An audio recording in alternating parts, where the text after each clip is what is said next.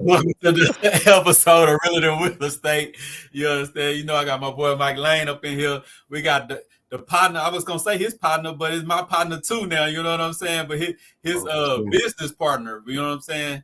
How you doing, Mr. Jerry? I'm all good, man. How y'all doing today? Yeah, man, we just good. And thank you for coming on.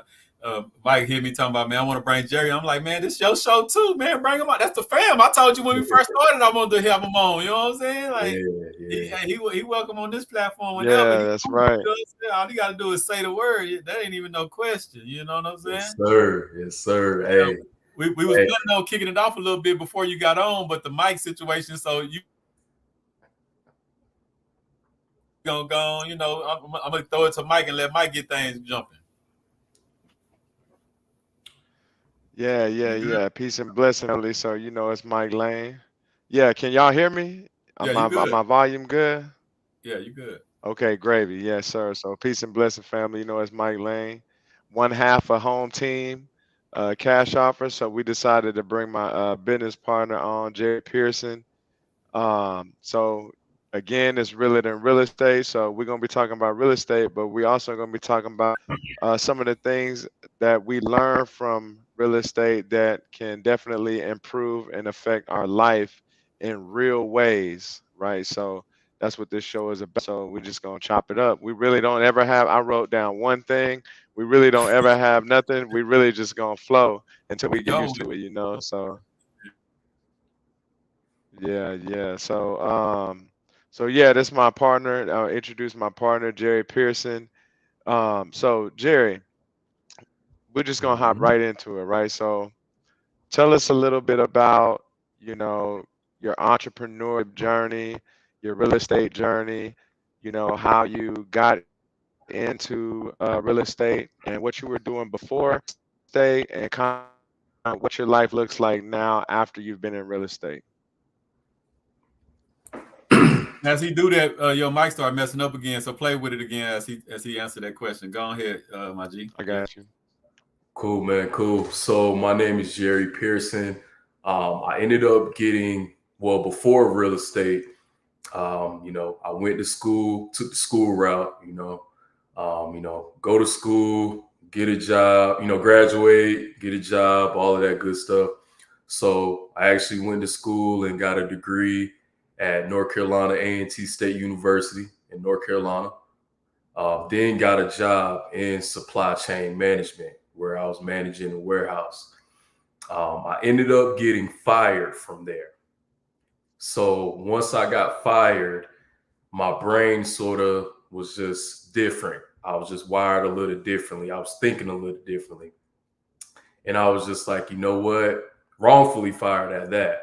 So it got down to the fact, like, you know what? I don't even want this feeling anymore. Like, this can't be right.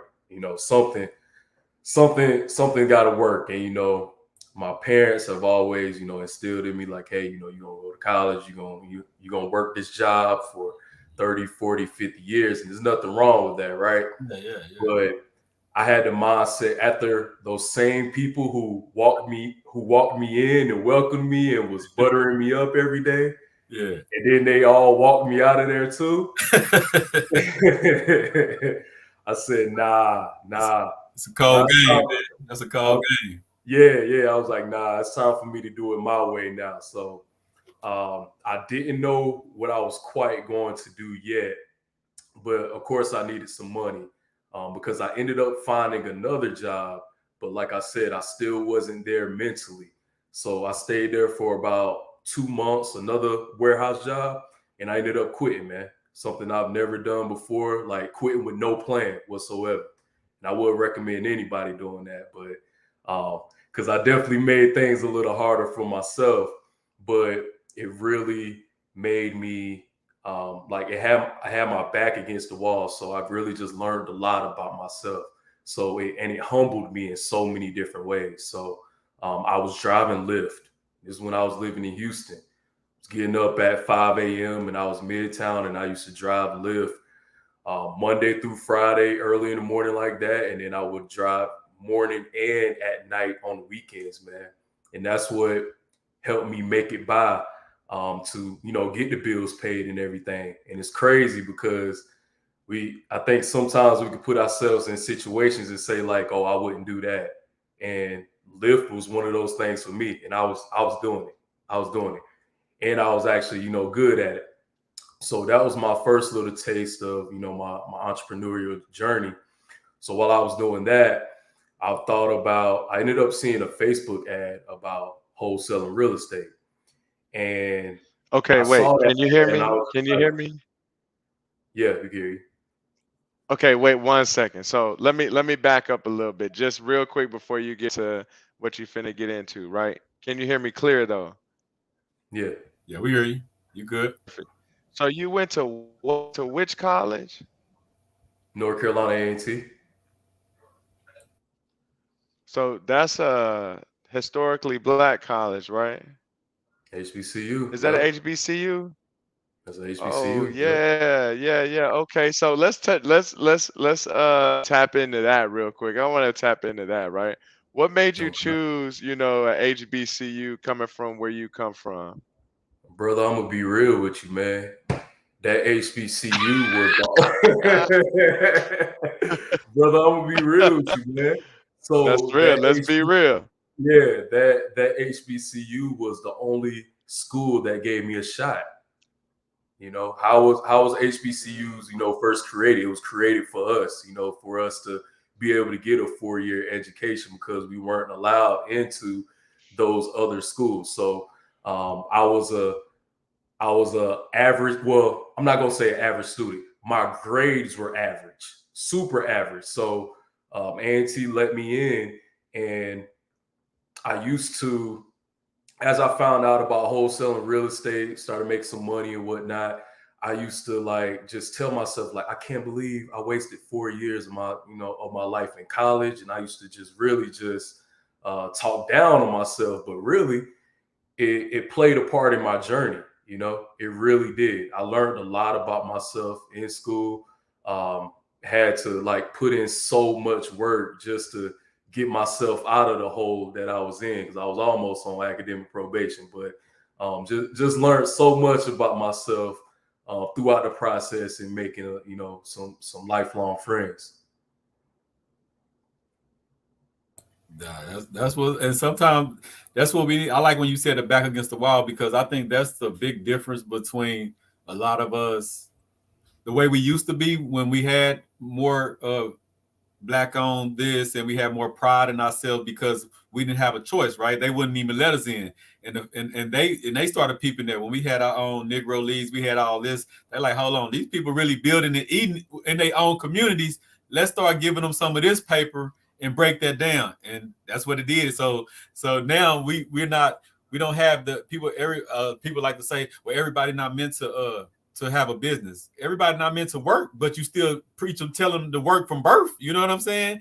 But back 100%. then, you would have Mm, never heard that phrase. mm. Back then, it was about, man, this person gonna build this. Okay, you got that. I'm gonna do this. We gonna bring it together. Like that was our plan, but they broke us down and just made us more. Well, I'm gonna just work to take care of my family. That became our mantra. So I like when you said your back was Right. against the wall, and that's because that's when most of our greatness come out when our back is against the wall. 100%, hundred Yes. percent. I would have never like. I used to question like why I got wrongfully terminated, all that type of stuff because Yeah, like mentally, I was just out of there, man. But all of that was just a part of the journey. Had yeah, I had I never got fired, I would have still been at that job today. yeah. And I thought I was happy then, but really I was just content. Really I was just content. I was But just you chilling. were happy because this was programmed in you that this is the happiness. You Hundred know what I'm percent. saying? Like so you didn't Yeah. even know Yeah. an outside world. Like no, I was told from birth get a job. Get you Mm-hmm. a quote unquote good job. That's the phrase we love to say, a good job, this and that. And it took from that Hmm. good job, like you say, the same people that walked you into that good job is the same people that told you got to go. It's a cold, cutthroat world, and most of us don't realize it until we get walked out the door. Like it's nothing Mm-hmm. wrong with a job. I salute jobs because if you got the right mindset, you can use a job to build your wealth. You know what I'm saying? But the problem with the jobs is most of us go into a job and, like you say, I'm trying to be here for 30 years. You know what I'm saying? Like, 100%. I didn't know in 2.5, 3 years Right. you get tired of me or something. You know what I'm saying? 100%. Yeah, Because when I Yeah. tell people, because people hear my story and they be like, man, when can I quit my job to get into real estate? And I'm just like, look, I do not recommend that you do what I do. yeah, Because what I found Right. out along my journey is, guess what?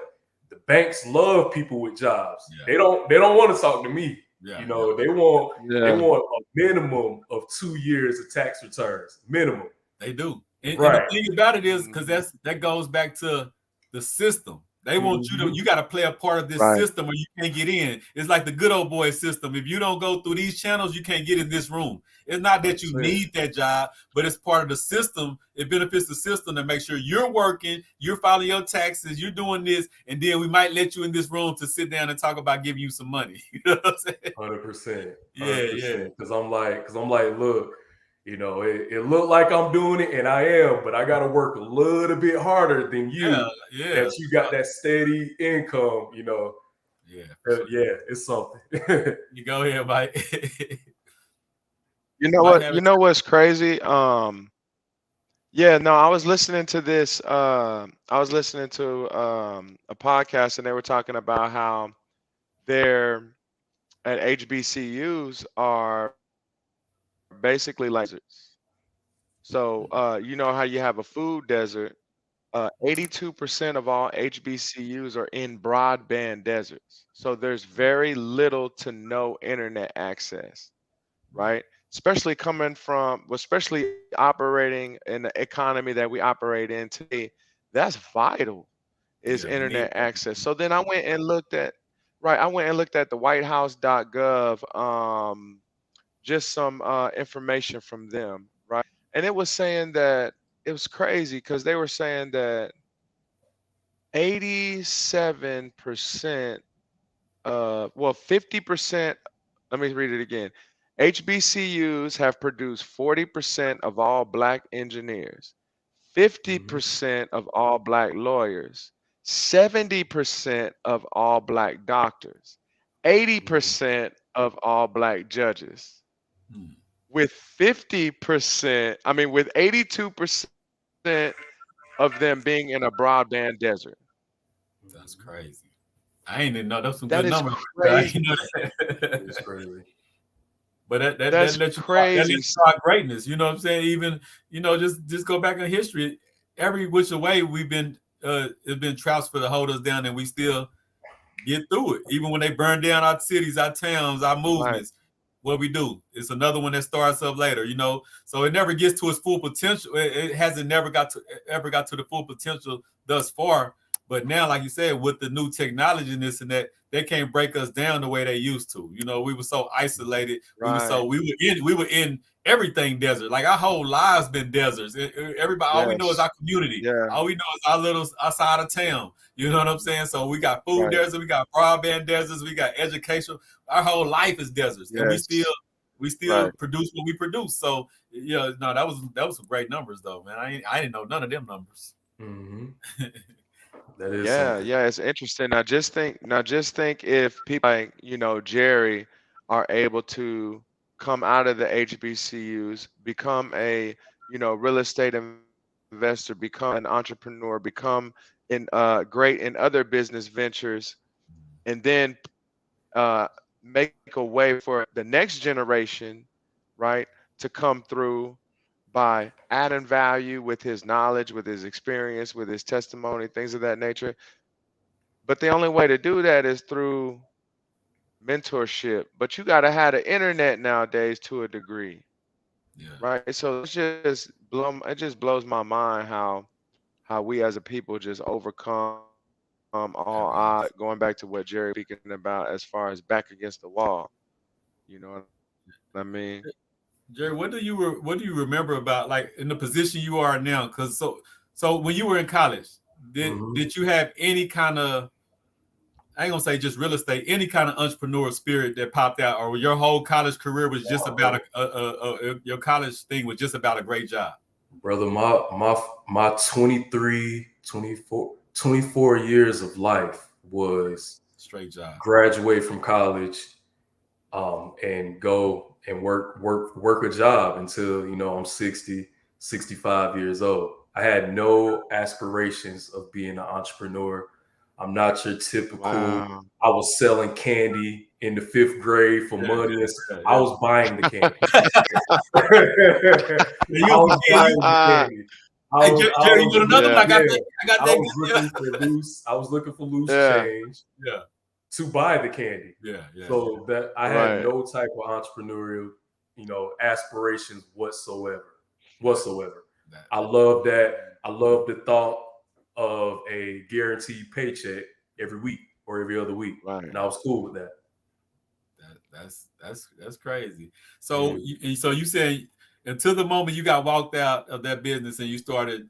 So what you say when you started driving, when you started driving Lyft, that's when you started thinking about because you're kind of like your own boss then. So that's what gave you your first taste of doing something on your own. That's what you're saying. So yeah, so at first I was just like, man, I hate Lyft. I hate doing this. Like I got to figure it out. But literally, I just changed my attitude, man. So my first day driving Lyft, I sucked, man. I wasted so much gas. I slept in and didn't go out to start driving till 11 a.m. Well, I didn't realize that everybody's already at work at 11 a.m. So nobody's trying to get nobody's trying to get a Lyft ride Yeah, around that yeah, time. yeah, But I knew I needed some money at the time, so that's where I needed to change my attitude and just show up to get the money. So got a haircut, woke up at 5 a.m. A little before 5:30. I was midtown, and I mean I was doing numbers, man. I yeah, was doing really good. I was mapping out which routes I needed to be on, what side of town that I needed to be on. yeah, You know how crazy traffic is in Houston, man. So I knew if I put $20 in my tank, I was coming back home with 140, yeah, and I was doing it every time. yeah, So Right. it's just Right. crazy how you can put KPIs like that on something so simple on Lyft, right? yeah, So literally Right. I was paying all of my bill. I would get my last bill paid off by like the 28th or the 29th of the month. And that last Mhm. payout from Lyft will pay it. And then I'm just like, okay, let's get it. Next month. We gotta, back at it. And I loved it. Here I was like making it or barely making it, yeah. completely out of my comfort zone. And my bills was paid. And I'm just like, I shoot, I like like that. this, man. Yeah, I It's literally. like a rush, man. It's Yeah. like a Yeah. Yeah. rush. Not, and what it was is you that spirit started building in you because when you have a job, they Mhm. tell you what time to be there and all that, so you're more structured. They live, they just tell you what, hey, turn on your sign. That's when you live. So if it's nobody calling you, that's so you were gradually switching from the employee mindset to okay, I'm on my own. Like I always tell people, like every day I live, and I've been like this for like 10, 15 years. I've been saying this that every day I wake up, I got to kill something.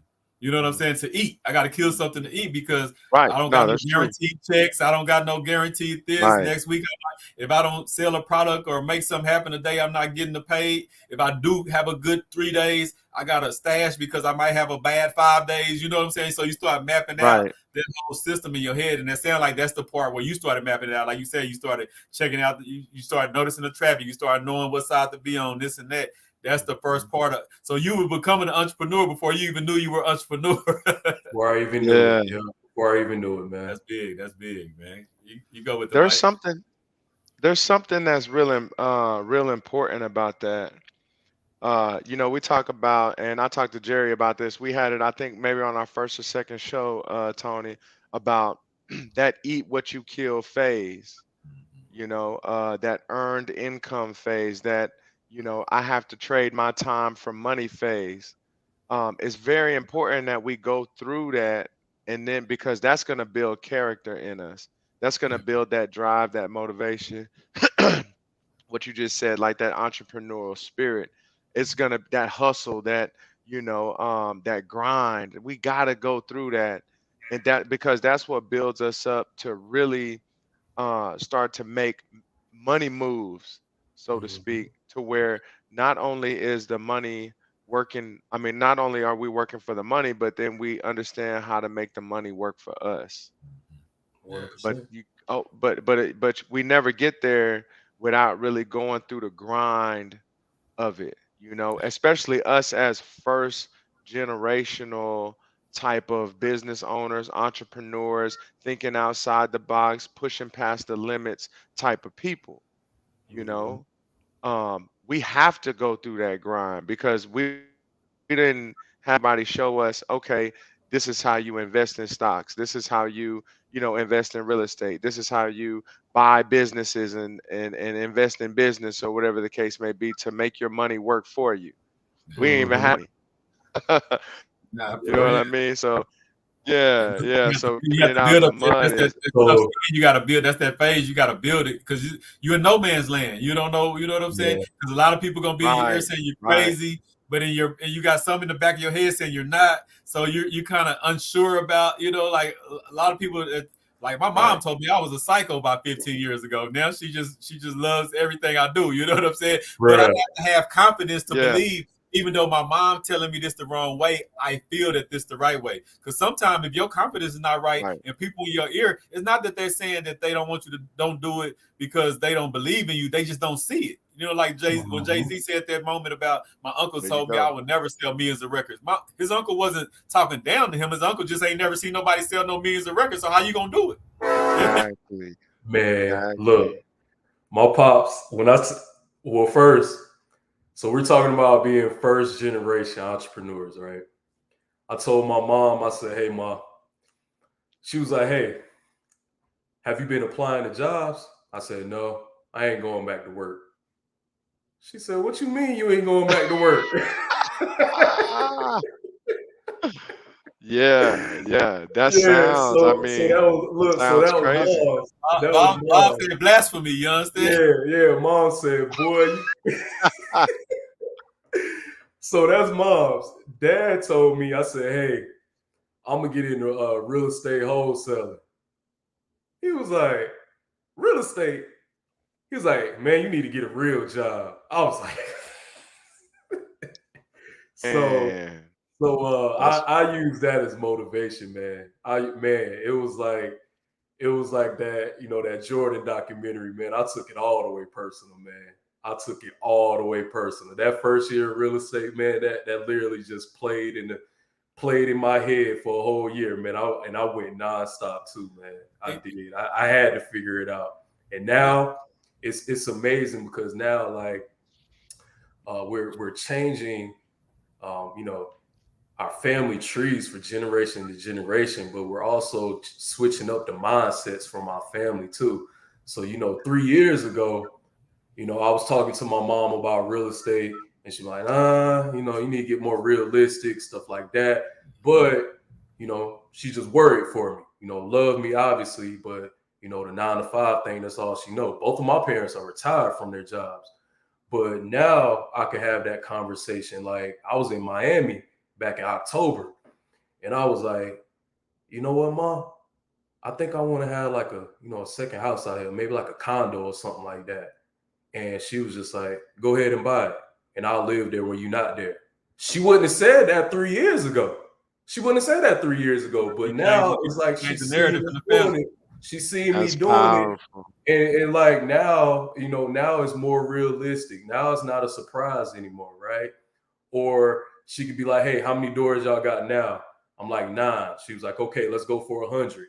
She wouldn't have said that 3 years ago, man. So now we're just changing the whole thing. So Wow. get to see that from my nephews, man. So now like college isn't like the only way anymore, like it was, 13 years ago when I was coming out of high school. Now it's, being an entrepreneur. Now it's, military, trade school. It's just so many different ways to just really become successful. That's super big, and those are the type of stories we need in all our families to a certain one degree or another.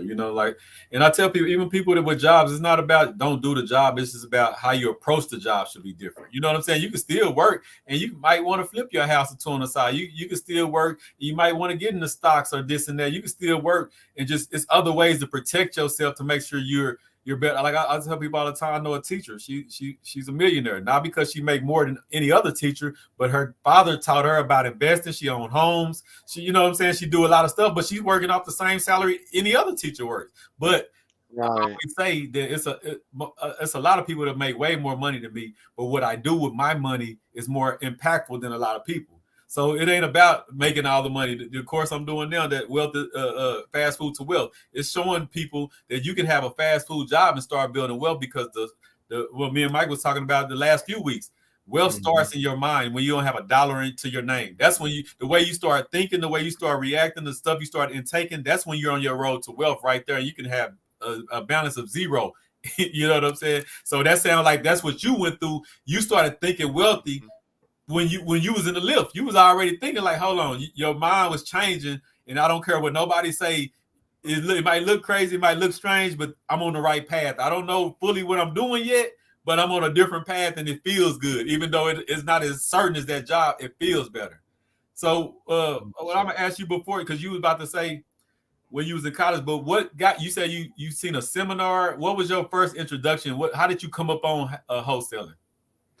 So I saw a Facebook ad Okay. about wholesaling houses, and he was literally saying how he didn't need no cash, no credit, all of that good stuff, and he made a $10,000 assignment fee. And I'm just like, man, this can't be true. This can't be true. So I was Who like, was this it? can't be true. Who was it? I can't remember. It was some unknown guy. I still can't think of his name. Like a little But ad or when I something? started researching, it was about, I started looking at Max Maxwell. Okay, that was the I first started one. looking at him Okay, yeah. whenever I can't remember what that ad was, but Uncle I Max. researched it. About Max, yeah. So Mhm. so at that point, I'm interested, man. I ended up going to a weekend seminar about wholesaling. That's when they upchart, they spend the weekend with you and they give you like the baseline of some things. Don't tell you too much, and then they get those guys to come in and upcharge you or whatever.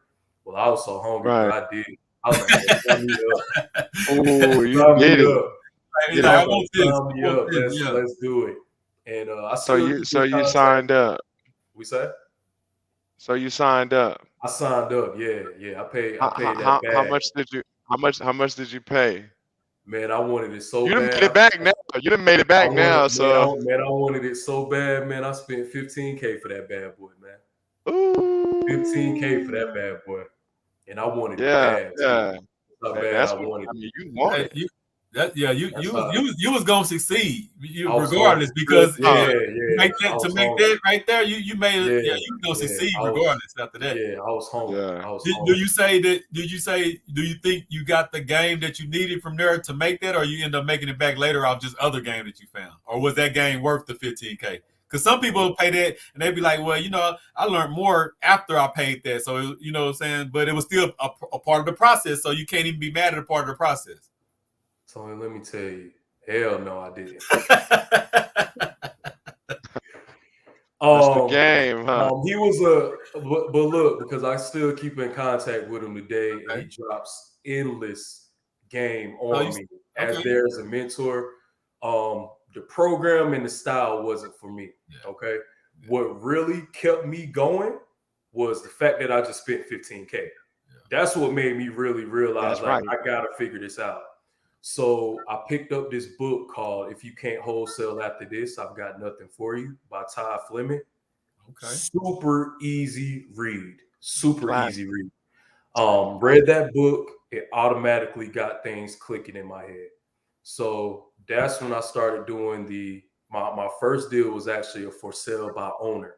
And they have that little section of Fizbos on Zillow. And Fizbos for sale by owners are property owners who don't want to use a realtor and they're selling their own house. Okay.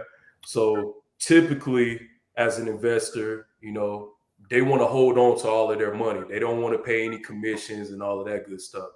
Well, what comes with wholesaling, you also come across distressed. You come across distressed properties, and you also come across distressed sellers. So he was in a tough situation, and I was able to negotiate a price lower than what he had listed online, just enough for me to squeeze out a 5K assignment fee. At this point in time, I did not know how to sign I didn't know how to write a contract.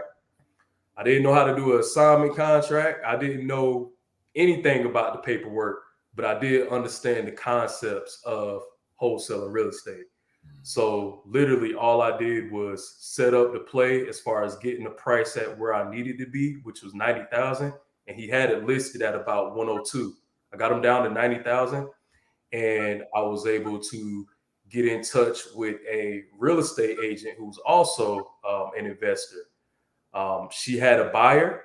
I signed it over to her at 95,000, and whatever fee she made on the back end, that's on her. But we ended up getting that deal sold, and within like 45 days, I had 5K wired to my account. Let me jump in real quick. Let me ask you this, right? When so you're 45 days, right? Mm-hmm. Smooth transaction, no title issues or anything like that? No title issues. And that was your first deal, the first time you had ever received $5,000 in one wire or That was my deposit? first time seeing money like Man, that. what Yep. did that do to like your mindset in regards to like this new life that you're taking on? Because you went from making $5,000 probably every 2 months, right? Mm-hmm. To making $5,000 basically in a day. Although it takes 45 days, that 5K hit at one point, at one time. What did that do to Man, your mindset? I didn't believe it at first. First 24 hours, I didn't believe it. I was like, man, the title company gonna call me back and they gonna want this money back, man. I Yeah. was like, it's crazy.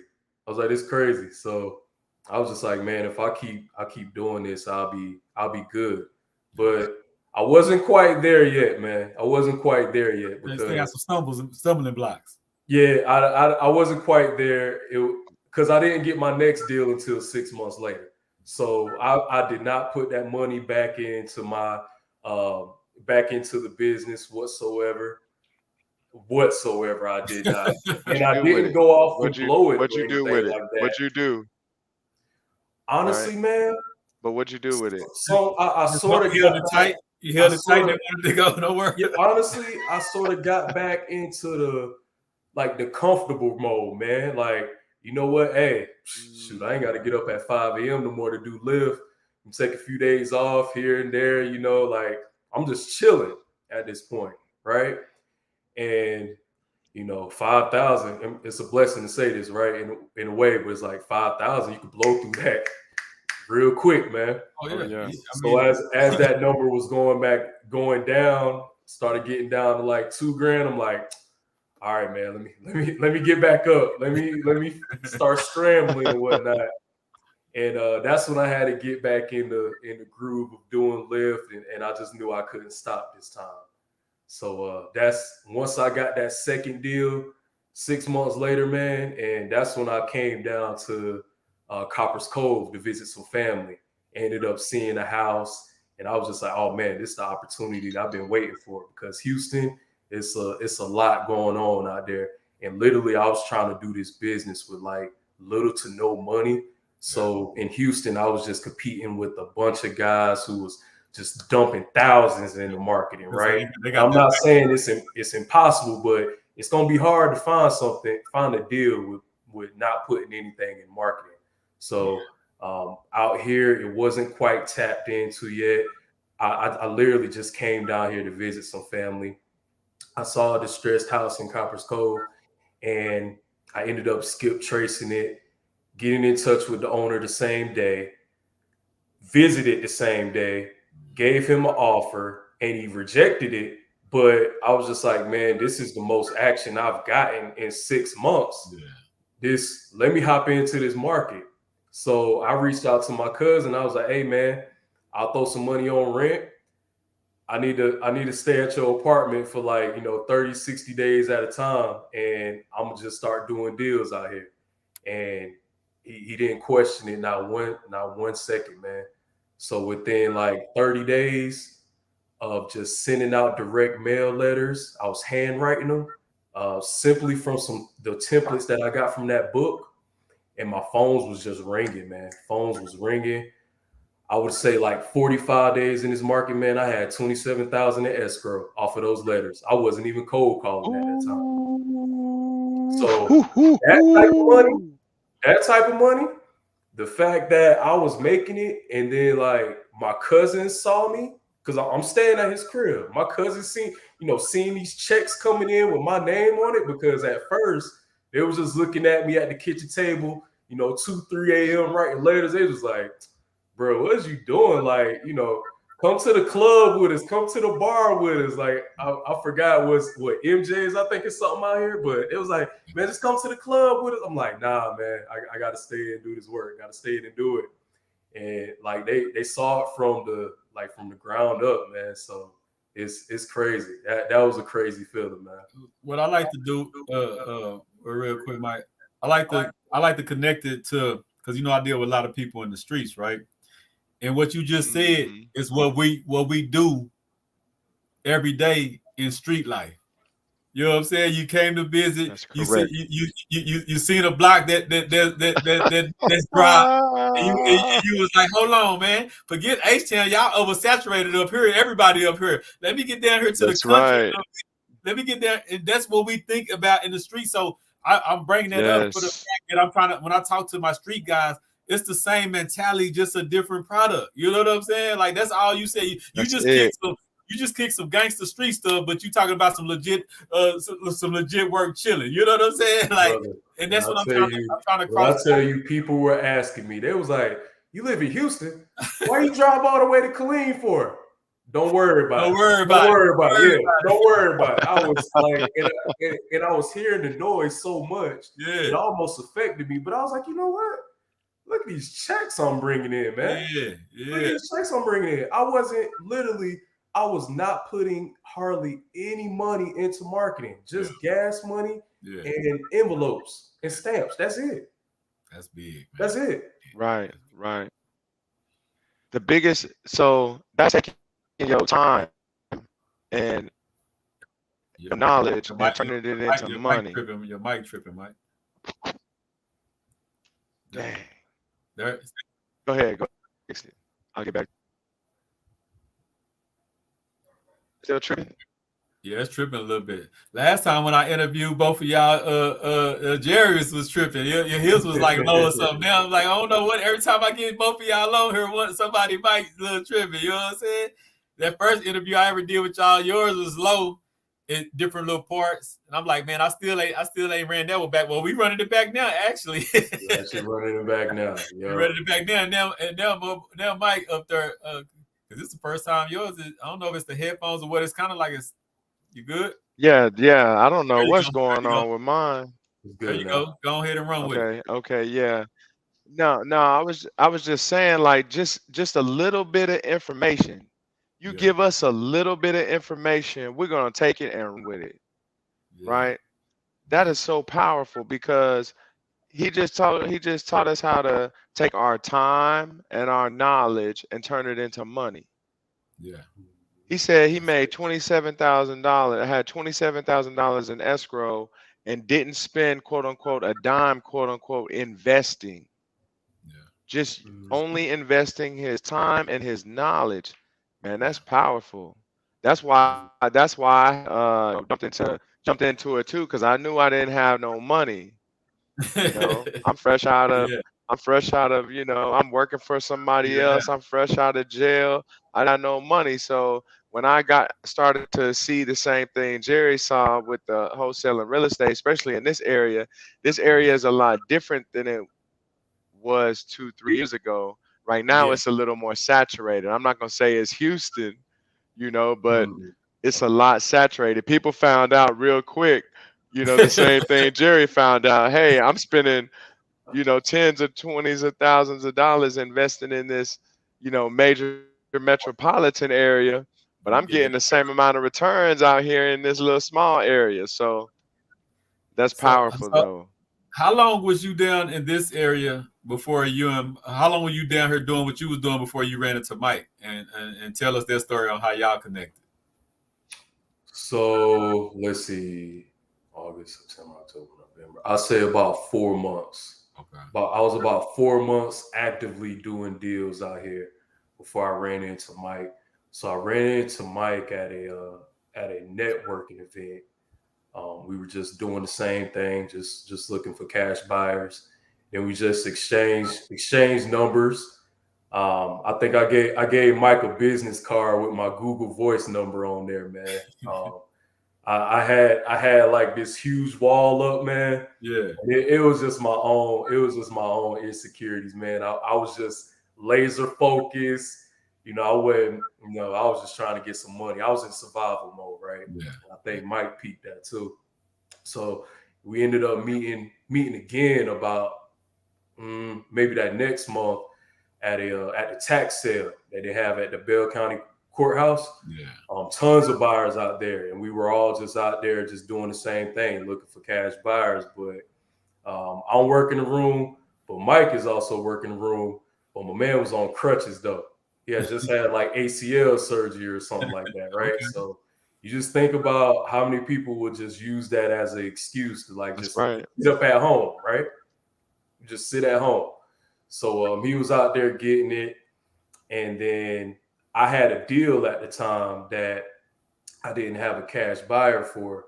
So he was just like automatically just looking to add value. He was like, hey man, I got this cash buyer, hey, here's his info.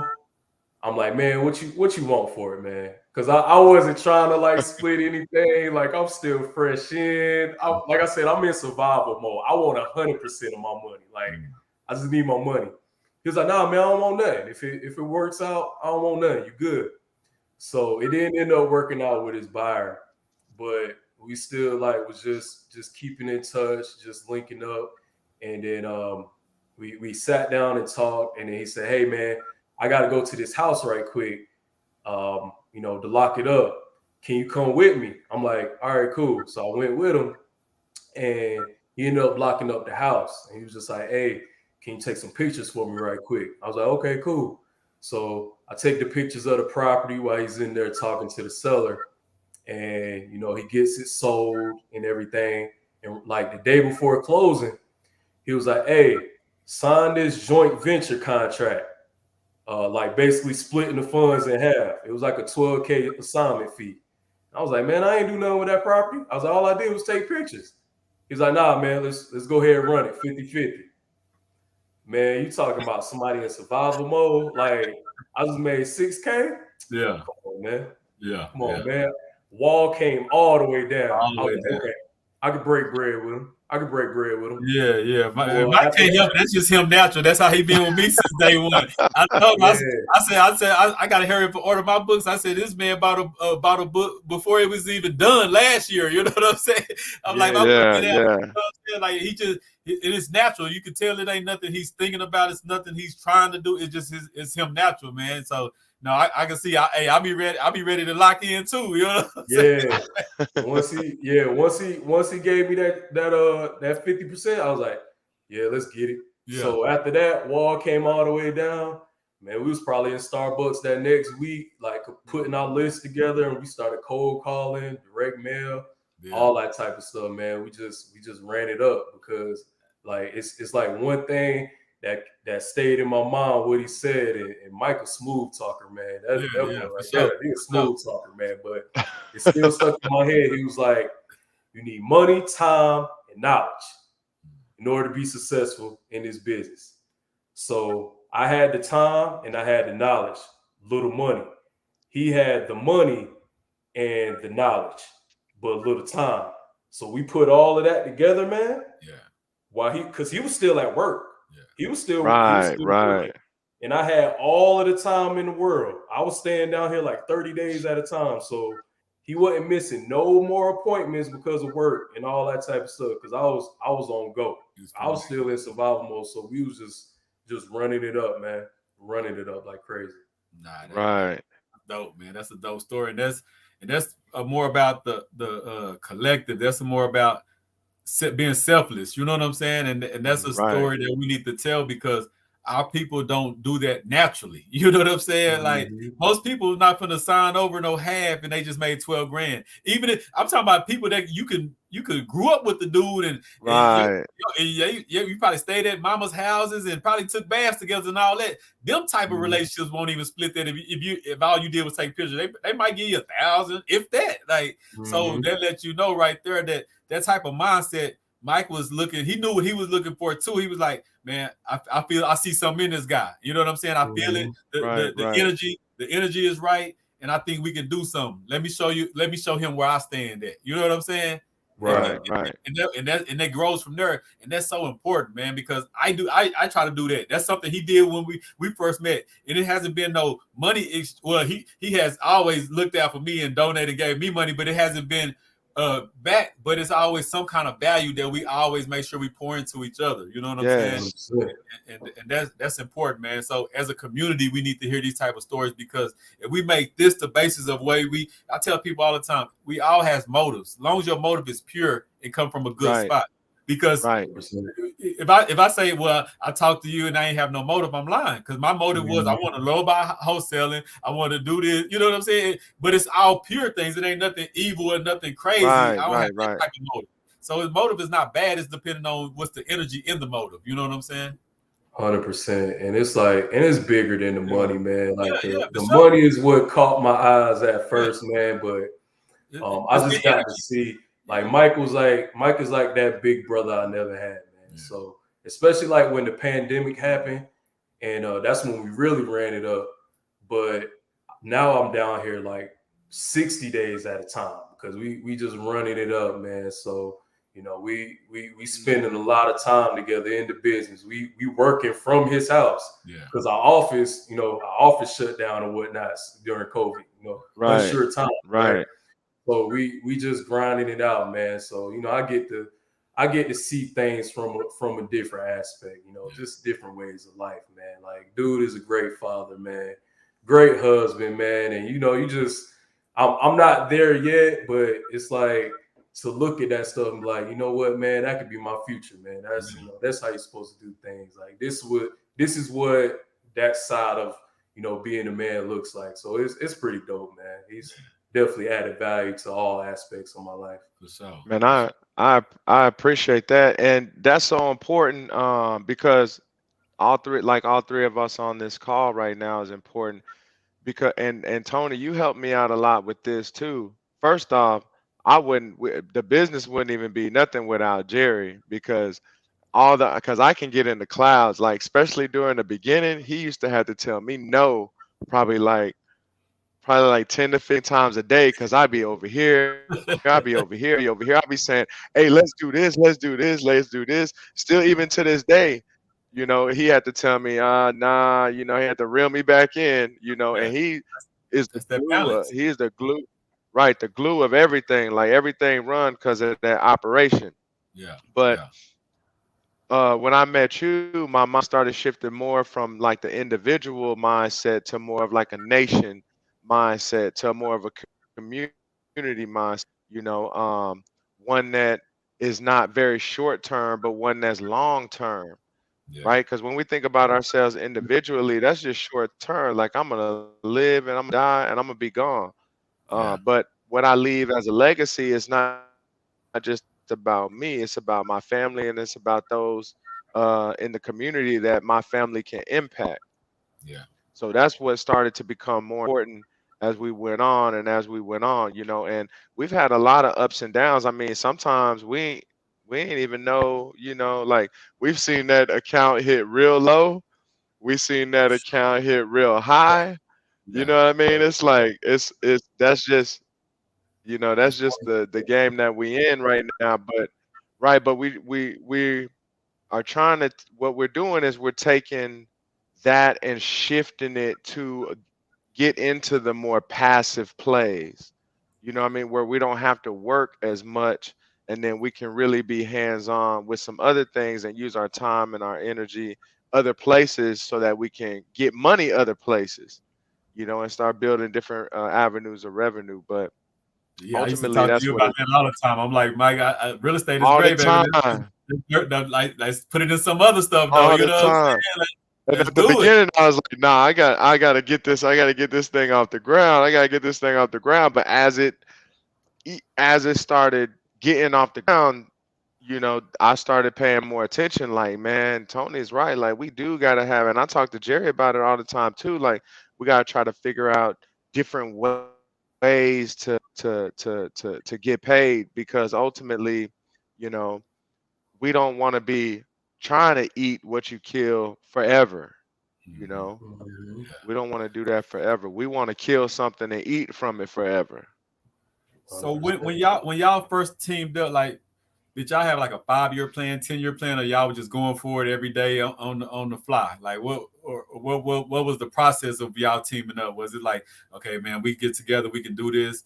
Here go the name. Let's go get the name registered. We got Man, a 5, 10 year plan. What was the initial buildup of the company as y'all started it? Hey, Miss Brown. so the Hey, first Miss year was Brown. just running it up, man. We actually had our own entity, so we didn't even like come up with a name or anything. So like it was just a blessing, honestly, because just listening to the horror stories now of like people meeting people one day or they partnering up and creating an LLC with their cousins, brothers, and then it end up failing. Like Michael and I, we didn't set up no paperwork or anything like that. Like everything was just 50-50. Like some deals he've never seen before and some deals I've never seen before. We Hmm. split everything 50-50, and we ran it up Right. that first year in separate entities just doing our thing. So it was just like we really are like family. Like his mama called me, her son. So that's how Hmm. that's how much love it is. So it wasn't until we got done with that first year where we were just like, okay, we went to a mastermind down in Alabama, and we were just looking to scale up. Then it came down to like, hey, you know what, we want to build this up, we want to do it the right way, get the business account set up. So another like a little uncomfortable shift, but definitely needed though, and it Hmm. set us up, especially with the financials, man. It just set us up where we needed to be at, where we know Right. where we're at in our business. Like, you could easily see a bunch of money in one account and think you're doing good, but really you're not, because Uncle Sam is Hmm. going to want his. You got his money Right. put in Right. the somewhere. And those, Right. those are those are the type of stuff that we don't worry about today, because we have Right. our stuff in order. Right. In Nah. the beginning, we were straight hustling. Yeah, Like yeah. it was just straight hustling, and then it was like, okay, how can we turn this hustle into actual business? And I got an acronym for that. I'm a share. We're gonna share it. I gotta coin this acronym because somebody might get me, Tony. You Yeah. know how it is. We gotta put a copyright on this one. This is a Got nice acronym. yes. For uh, real. but uh, but yeah, we just went from doing deals to doing business, and we still, aren't necessarily postured as far as just systems and processes 100% completely through. And I know a lot of people that will bash me right now for not having that 3 years in, right? But part of it is the hustle, so we do go through some ups and some downs in our business. um but it's like almost like the Tom Brady. He don't want to get off the field. You know Yeah. what I mean? He don't want to get out the field. To really He to always, not completely off. You know what I'm saying? But yeah, you want yeah, to give it up, you got to you retire for a minute and want to get right back on it. I got you. right, right, right, right. So putting those systems and processes in place, as far as solidify those, that'll be like our next big step. Because they say most startup companies, which that's what we are basically, is a startup company. They either do their 5 year mark. If they can get past 5 years, then typically they'll do great. I think we're going on year four. I think we're done with year three and we're going on year four. So um, that's gonna be the next step for us is really turning it into a bit, putting the system processes in place, and then putting the people in place to actually run the business so that we can step all the way out of it. And speaking on that, because I mean, it's the best time to have it. I got both of y'all, but I've been thinking because remember we was talking about we talking about the House of Resource and we was talking about different things we can do for office spaces and stuff like that. Hmm. What does your company or any company that's in your position, if you got a space like House of Resources, what can you do with that like Monday through Friday, certain hours? Like, because I know it's a lot of calling, it's a lot of this. Can you do that, or is more effective doing it over the phones the way you've been doing it, or having a location better? Like, because I'm not familiar with the ins and outs of this type Right, of business. Every business is right, not perfect for a location. You know what I'm saying? So I don't right, know if right, this one right. of those businesses or so explain, is it better to like if you had a call center, if you had something like that, is that better or could that be more detrimental to the cause because of the overhead or whatever it might get become? I, you want me to take that, Jerry, or you got it? Yeah, no, you can. Okay, that's cool. I honestly think it would. It just depends on that person's specific, that company's specific culture. Hmm. But if we was to put, and plus their marketing dollars, if we was to take, let's say, $100,000 and just push it into the marketing department, you could put, 5, 7 people in an office location, create systems and processes within that office location, create a culture, right? Create some type of training and things of that nature on a daily, weekly, monthly basis. And you can create a brick and mortar wholesaling company, right? But those marketing dollars got to be there because now you got, instead of just two, we got 11 virtual assistants, right? But their lifestyle and their economic position is a lot different than ours because we're in, the United States and they're in the Philippines, right? So right now we really only deal with two mouths to feed, two families to feed, so to speak, right? But when you start getting into, and it happens all the time, it's not nothing like too big, but when you start getting into, 5, 7, 10 families to feed, then your marketing department or your marketing budget needs to be able to facilitate that, right? And ours can, we just haven't really, that wasn't really never our vision to create a big team. Our vision was really to create a small machine that can really pump out stuff that we can buy ourselves. Oh, okay. Hmm. Now, Right. before I throw it to you, Jerry. Oh yeah, for sure, Miss Ryan. What's up, Van? Yep. Van and hopped up in the building. Uh, Yes, sir. you know me, I'm always thinking, I'm always trying to figure out the system because I have noticed because like in the stuff I'm doing, everybody like virtual assistant because of the work that can get done, but for like you say before the price that it can get done. So I'm like, Right. because me, I'm always thinking about distribution and producing, and like I say, it's cheaper to have your stuff produced in China because I mean you're gonna win. You know what I'm saying? Like when I was trying to Sure. get Sure. Right. my niece's board games done, I would have to sell a kid board game for about $50, $60 to even make some money. If I send it to China, I can get that same thing done. I could be killing the game at 19.99. So Yes. I get what it is, but my thing is the way I think. You know me. I'm always thinking, Mm-hmm. how can we build that system here?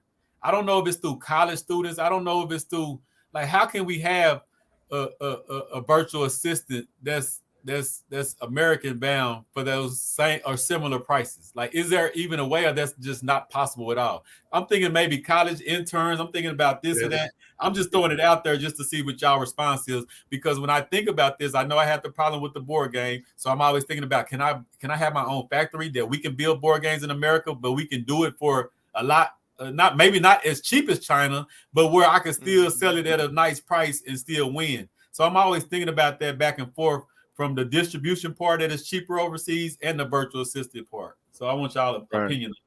So it'll probably the best way would probably be college kids. and Mhm. how it was set up at my school, but I know it's not required at a lot of different schools. But we had to have a certain amount of volunteer hours in order to graduate. Okay, so that's your your coursework that you need to get done for Yeah. your degree, Right. but you got to spend time outside of that coursework to volunteer some time in whatever the case may be, right? And it goes towards your volunteer hours. I'm not sure if they do that at all the schools, especially now, but that would be ideal, especially if you Mhm. line up with somebody where it goes with their major on what they're looking to do. Yeah. And in the summertime, maybe they can get a little money, whatever the case may be. But I think that goes hand in hand with it because, like I said, they gotta have the volunteer hour, and it looks good on the resume, man. Yeah. Looks good on the Yeah. resume. It is going to Like inspire some of all them the to want to be in that business. extracurricular activities, as a college graduate, going out for your first job, all those extracurricular activities look good on a resume, and you need that. So I think that would be the ideal candidate for that. You know, Van just put something very powerful in there about training, structure, and Mhm. value, right? So the training and the structure is the easy part. The value is the part that we have to address here. So, and it just gave me a great idea. So, a way that that would be possible is equity, Mhm. equity and ownership. If you offer somebody a piece of the company or a piece of the actual transaction that takes place, now you just offered that person some type of equity or some type of ownership. So they're willing to take their time and their energy for little money, right? Mhm. For little money. And then boom, now you're offering them equity on the back end, Mhm. right? So let's just say if we have I showed you on the KPIs a couple weeks ago, we Yeah. had month where we had 250,000 dials, Mhm. right? 250,000 dials. If I pay a virtual assistant, let me see here. If I pay a virtual assistant $6 an hour times 40 hours, that's 240 times 4, that's $960 a week. I mean a month, right? Nobody can eat off of that and work for. You see? Nobody can eat off of that. But if I times that by 10, I got 10 virtual assistants doing that a month. That's $9,600 for 10 employees, so to speak, doing one thing, Yeah. Mhm. right? So you can't necessarily you can't necessarily beat that for that specific type of work, right? I Mhm. would have to pay somebody 15, $20 an hour plus benefits to be able to do that. But if the benefits is equity ownership in a certain percentage of the properties, then that person might be more inclined to offer their time and their energy in that position and not take so much money up front, but take the equity ownership on the back end. That's just a thought. 100%. Because Yeah. I'll tell you what, there's a college kid right now. There's college kids out there right now. I'm about to And say that. I went to school with some of them. Yeah. They took out student loans to major in entrepreneurship. To major in entrepreneurship.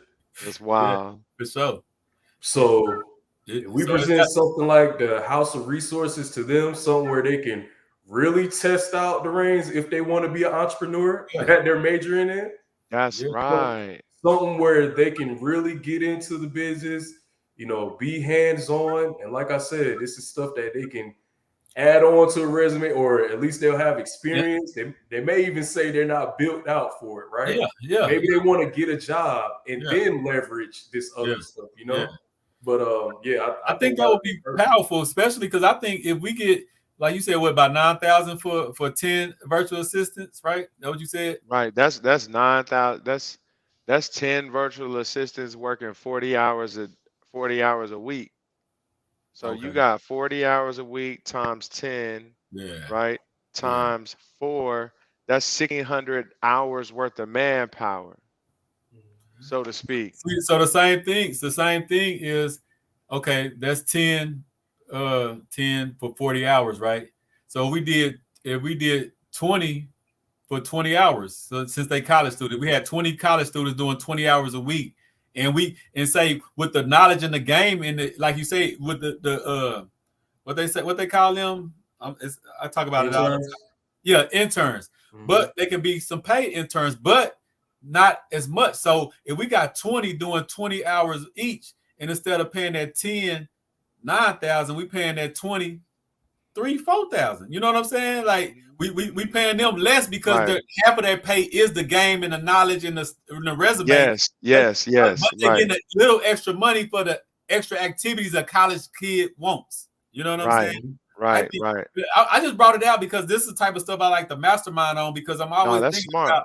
I'm thinking Yeah. about the China is better to produce over there. How can we make it better over here? You know what I'm saying? It's better to Right, get a virtual assistant because of the expensive this and that. How can we reverse that right, and keep it right, here and benefit our people, our community, but still get that same value? Because we don't want to just mess up a whole business to try. You know what I'm saying? Like you want to do good for your right, people, right, but you right, don't want to kill your right, business trying to do good for your people. Because then right, right, that's counterproductive. Then you know what I'm saying? right, So right. No, so that's true. That's so we true. kind of just masterminded. It was just some that I'm always thinking about because I always think about it on producing, and I always think about it because I hear virtual assistant. I have never got a virtual assistant, and I when I was thinking about getting one, I was like, but can I go to the college and turn somebody into a virtual assistant, and I don't have to pay them as much because college kids looking for something just for a little extra $100 or so a week or $200 a week, and they'll be good. Right, You know what I'm saying? Especially if right, we get the right. ones that really want real estate. Because if we get to get 20 kids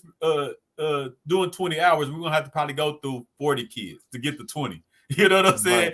Like you We say, need to explore that. yeah, you know We what I'm really saying? need to we really need to explore But that. I I mean, think we that could got be Temple powerful. College right there. It could be powerful, not just on trying to re-engineer that, but it could be powerful on what we're doing for the people that ain't been done. Yes, You know that's what I'm saying? That yes, I think yes. that right there, and we'll start a whole different trend of people going to get colleges, going to go pay them a little more, and all off something that was created. You know, Right, off what we're talking right, about now. You know, because this is the right. first time I ever talked about it publicly, but I've been thinking about it. Last year, I was looking at a building that was like $9,000 a month. And I was like, man, I think I talked to you about it, Mike.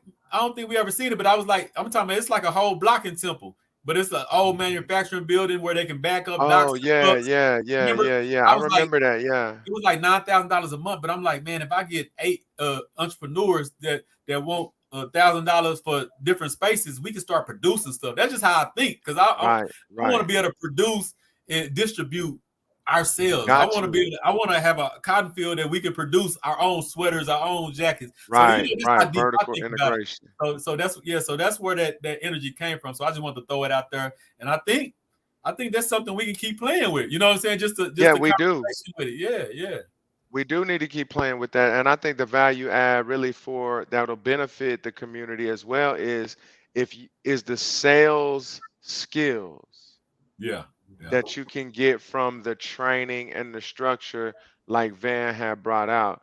It's yeah, the sales skills that you can get to the interns because if you can sell, you will in this economy, in this capitalist economy, then you will never not be with work, Yeah. right? Whether you working for yourself or whether you working for somebody else. If you have sales skills, which also works hand in hand with personal development, yeah, so Hmm. now you have sales skills training, and then you have personal development working hand in hand. Now you're building the next leaders and the next entrepreneurs and the next, go-getters. Again, whether they working for themselves or working for somebody else in the community. But like you said, we got to bring them into the house first, right? And then and make them aware, like Jerry, make them aware of this thing called entrepreneurship, this thing called wholesaling real estate, this thing called business, this thing called stocks investing. Because again, like you said, Tony, it starts right here in the mind. Yeah. And once it comes from the mind, it gets into the heart. Now it'll get into the community. Yeah, Mm-hmm. so that's something we definitely we keep that conversation going. What's next? What's next for the duel? Like what's like do you know, Mike? I always talk to you about this. You know what I'm saying? I always say Right, right, what's right. next. 'Cause that's what I ask myself every. I ask myself that every day. I don't know if that's weird or not. I think you're supposed to do it like every 6 months or something. But I ask myself every day, like what's next? Or that's when I'm always checking myself. Every day I have a moment with myself, and I'm checking myself. If I'm on my game. Am I doing what I say I do? Am I standing on what I say I stand on? And that's just me accountable to myself. So as we that could be one thing that could be next. That could be something what we just talked about. That could be something that just came out of Eric and spin into something. You know what I'm saying? But Yes, as yeah. far as what y'all have talked about, you say hitting the 4 year mark. What does the next 4 years look like with y'all or yeah, with what y'all got going on, and I think y'all started holding some now too, right? Because at first, when I first met you, just about flipping everything, and I was like, Mike, you need to hold on to something. He's like, yeah, we finna do that too. We got some things up our sleeve. So now Yeah. that I heard that y'all starting to hold, so that's in the last year. So I mean, last year or two. You know what I'm saying? So Yeah. what's next? Right. What is the vision of it as it grows and as it gets bigger? What is the vision for as far as much as y'all want to share right now? So it's still the wholesaling is just going to fund everything that we have going on. Yeah. So I would say what we're focusing on now is just creating more and more streams of income, passive income, right? So we have a lot of single family houses, two duplexes, but we need to come up on some units now. It's Yeah, time to come up on some units. man. Not knocking single family homes, anything. If we could pick them up for the right price, we'll pick them up all day. But if we could just pick up some more units, just have money coming in from a little bit of everywhere, man. I think we were talking about it when we were picking up some furniture from a guy from Facebook Marketplace. The past, I would say, maybe about 4 months now, we've been like true investors. That's how we've been running business here lately. Just putting our money here, expecting this return here. So it's not been 100% on the wholesaling. So it's like a Right, beautiful thing right. where we're setting up the portfolio for it to look. So literally got a flip we're working on now.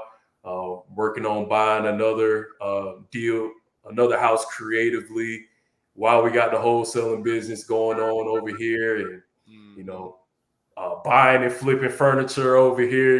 We just got it. We just Hmm. got it from Yeah, every avenue right now, and just that's what we're hustling. Yeah. tapping into Yeah, right now. just Just keeping that have that hustle passive spirit. income coming in. Yeah. So what's up? We got this event. That's tomorrow. I'm about to say that's tomorrow. That's why I'm looking at my Yes, sir. calendar. Yes, sir. Yes, So, sir. That's tomorrow. what can we expect at this event? What's the game plan for the event? What's going on? Oh man, the event's about to be powerful. So it's really just an introduction Yeah. into real estate investing. So we got some heavy hitters, here locally in this market that's gonna kind of introduce themselves, let the community know, hey, we're here. We're here as the authority. We've been here for a while. We've been doing business consistently, and we want to let y'all know, if y'all want to start getting into this business as well, that we want to be able to be a resource for the community in regards to all aspects of real estate, from funding of real estate, finding real estate, flipping real estate, just everything, from the top bottom, from the bottom to the top. Yeah. And like I said, there's some heavy hitters, and we're gonna see where it goes. I think that's one thing that we're looking at for the next few years too, is really trying to add value back to community and impact the community, and turn that into business as well, because For sure. your intellectual property is one of the most important things that you have in this day and age. Like Jerry said, I mean, those books weren't free, but those simple, $5 books, that $5, $10 ebook can make a millionaire, Yeah, especially in our own community. change your game up. You Yeah. know, What's up, D Money? yeah, Yeah. yeah, Nah, yeah. I always think money is like energy, you know. yeah. So Yeah. if I exchange money, that's why I'm so quick. Like if I feel the right energy, I'm quick. I'm like, okay, let's exchange some energy because now it's like, it's like two swords rubbing together. It's gonna create Yeah. more energy, Yeah. you know. The energy, you can feel it. You know what I'm saying? And Yeah, that's powerful. So no, and like, yeah, seminars, speaking engagements, all that, even down to the books and everything. Like we gotta we gotta get. I just do off all that. You know what I'm saying? Like it all got to right, come right, back. You know what I'm saying? And that right. helps it. That helps it going on. So you have anything to add about tomorrow night, Jerry, or did he pretty much nail it all, or what? Just some This massive y'all first. value. This not y'all first. No, this not y'all first event because no, you told me the one in Austin because you told me the day of. I think Jerry just did that one, right? Yeah, Jerry just did that one.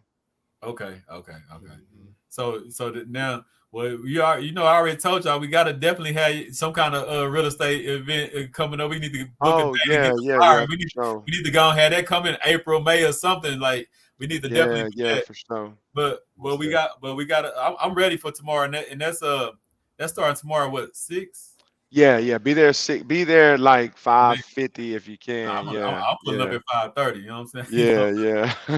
I like to be sitting there just waiting on everybody. I don't like to be flying in traffic at the last minute. I don't do that, man. Yeah. I don't like And Yeah, that. not Especially coming only from you. yeah, just from the speaker standpoint, but just the networking aspect too, because it's a beautiful thing, man. Like yes. we sold out within 24 hours, I think, right? So Mhm. literally, I like working from Starbucks at time. I got realtors popping up on me like, "Hey, Jerry, I'm gonna be in class." I'm like, "Wow, that's pretty cool." And I have Yeah, multiple people tell me that, and a lot of people couldn't get in. Yeah. So the anticipation for the next one, the next one that we do. So it's going to just be a lot of networking opportunities in there, just to And that's grow big. your network and your network. mhm. I'm glad I jumped up because I seen something. I think somebody else posted it, and I was Hmm. like, oh man, that's gonna be dope. And then when I seen you posted, some told me to just go ahead and hit the link and do it. And Yeah, I'm glad I did yeah, because I came back to Facebook like 6 hours later and it was a wrap. You know what I'm saying? yeah, Oh, yeah, that's You yeah. know all, what I'm It's man. a wrap. Yeah, so Oh, I'm glad I did it. Even though I know y'all, I know the value y'all bring, and Mike know I've been, I kind of like coerced him to be my mentor because I've been trying to get him to do that for like a year. You know what I'm saying? But he's so busy. Uh-huh. So me doing this show with him, he kind of became he kind of Yeah, mentored me now. You know what I'm saying? mentor each other. Yeah, Yeah, yeah, yeah. yeah. Nah, but that's love, man. And I love what y'all doing. I love the brotherhood and the bond that y'all built. And this coming from people that didn't grow up together, didn't know each other. You know what I'm saying? But Right. like-mindedness in the circumstances brought y'all to be like you said, your mother called him. You know what I'm saying? Like, so now that's family. You know what I'm saying? You hmm can consider, and I tell people this all the time. I consider some people that I meet in the last 3-4 years more family than some of my family. You know what I'm saying? Just when it comes to the connection part, when it comes to the like-mindedness and the mission and the goals in life. You know what I'm saying? So hmm that's Right. powerful, man. So I want to salute y'all for doing that. And Yeah, even appreciate when it that. go good, go bad, because it's easy when it's good. You know what I'm saying? It's easy to be cool. It's easy to be locked in. Yeah, But when it go bad, Right. and y'all still gotta meet up, and everybody kind of down, and you know what I'm saying? And yeah, y'all Right, still right, figure out right. how to work it out. That's the most powerful part to me. That's the part that most of us, especially when we look alike, some go bad. We quick to jump ship. We quick to say, "Well, it was good while it lasted," instead of saying, "Nah, this is a life thing. We gonna make it work. Even through our bad time, we gonna come back and figure it out and make it work." So I just want to salute y'all on that because that's Yeah, something appreciate that our that. community need to see. Because we like you say, we first generation, so we don't know how to we don't have to think about it when it's good, but how do we react and how do we go back and forth when it's bad?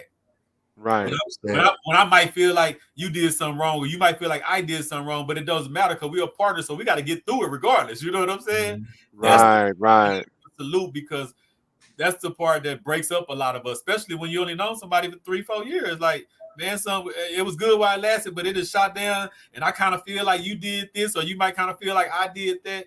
Nah, bro, let's come back to the table and get it right. We're gonna figure it out. You know what I'm saying? Because we all new to this, so mistakes gonna happen when you're new to it. You know what I'm saying? Right. And none of Right. us, Understood. avoid that, man. So I just want to salute y'all publicly, because black men working it out and staying together regardless. But you could tell it's genuine. It ain't nothing like, Right. if y'all would have asked me, I'd have thought y'all been knowing each other since elementary or something. Just the way y'all act. Right. You know what I'm saying? And Yeah. I think Jerry is Jerry, you the youngest one here. Mhm. But your demeanor, you got like an old soul. You like always calm. Even when you was at the house of resource, you just over there just soaking it up. You got that old school vibe to you. I Like, be hold on, let me chilling, man. figure this Yeah, out real quick. Let me plot up yeah, something real quick. You know what I'm saying? yeah. I be chilling, man. It works out, and that's why the partnership works well. Cause Mike be talking, man. He gonna go in, and Yeah. I'm in the background, like Just scoping it out. I'm Yeah. looking around. I'm looking Yeah. around. I'm like, Hey, okay. that's the yin. That's the yin and the yang, man. That's the yin and the yang. Yep. So yeah, man. So what as we wrap up the show, we're hour 20, but I want you to come back, man. I told Mike, I said whenever Jerry can come on, man, hey, just jump in. I mean, if you got something to talk about, hey, man, I want to jump in there tonight, and let's run with this. Right. You becoming more of my partner. I met you through Mike, but me and you done had some one-on-ones too now. You know what I'm saying? So Right. even outside of Mike, we talk now. At first, I just knew you through Mike. You know what I'm saying? And then you just pulled up to the House of Resources, chilling, just soaking up, chopping it up. I'm hoping you get my brother to jump off the bridge and go ahead and get cracking. You know what I'm saying? You know what I'm saying? I hope that lit a fire under him, man, because he waiting to get the credit and the loan and everything right, and I'm just like, Mike, hey, Mike, while you do that, I'm gonna be out here buying. I'm gonna figure out a way, and I'm gonna be buying. Mike, you're gonna have good credit. You're gonna have your pre-qualification letter. You're gonna have 0 houses.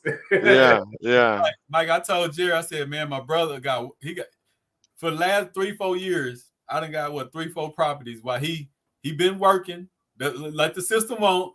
Right. He got his credit. I think he approved right now for like 180, 190,000. Right now, he already got that letter. You know what I'm saying? Right now, so he got the credit, he got the work, and he got the whatever the bank. You know what I'm saying? Approved him for. Right. And he probably got he got some bands put up. And he still ain't jumped off the bridge yet. And I'm like, bro, I don't got no good credit. I ain't got no bank. And I ain't got no, not to pour in that. I pour my money into a lot of other things, but I don't have money just to pour into just one thing like that. And he still ain't moved yet. I'm like, Jerry, please grab him and do something with him, man.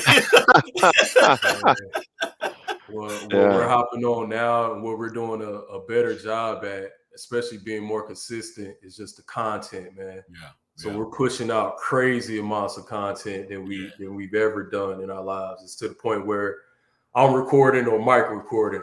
Yeah. But as we go on, we're gonna keep sharing that.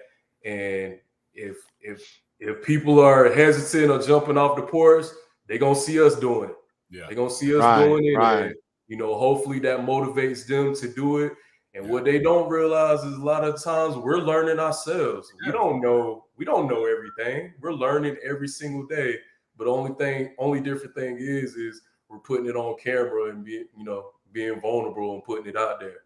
And that's big, man. Yeah, you got to clip that one up. Clip that one up right there. Just clip that up. That's it right there. You know what I'm saying? Yeah. Just clip that up. At the hour 22 mark. You know what I'm saying? Yeah. I want to thank both of you. Any last words as we in this episode of Realer Than Real Estate Wednesday, man? I would say if you're working your 9 to 5, leverage your job. Yeah. Leverage your 9 to 5. If you want to get into this business or any other type of business, any full-time entrepreneurs, show up every day. Yeah. That's it. Show up every day. This business is not for the weak whatsoever. I don't care what your favorite social media guru says or what he's looking like. Are you still going to show up if you go 4 months 0, 6 months 0? Yeah. That one deal can change it all. So just show up each and every day. Mike? That's right.